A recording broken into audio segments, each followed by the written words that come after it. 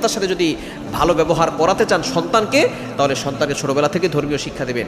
বড় হয়ে যাওয়ার পরে তখন অবজেকশন করবে, তখন কিন্তু কাজ হবে না। তবে যদি কোনো সন্তান এভাবে অবাধ্য হয়ে যায়, তখন একটি আমল আপনি করতে পারেন। আপনি কিভাবে আমলটা করবেন? এখানে একটি আয়াত রয়েছে, আল্লাহর গুণবাচক একটি নাম রয়েছে। গুণবাচক আল্লাহর নামটি রয়েছে আশ-শাহীদু। এটা আপনি 111 বার করবেন। কিভাবে আমলটা করবেন আমি বলে দিচ্ছি। প্রথমে আপনি ওযু করবেন, ওযু করে 3 বার দুরূদ শরীফ পড়বেন, 3 বার ইস্তেগফার করবেন। এরপর আল্লাহর গুণবাচক একটি নাম আশ-শাহীদু, এটা 111 বার পড়বেন।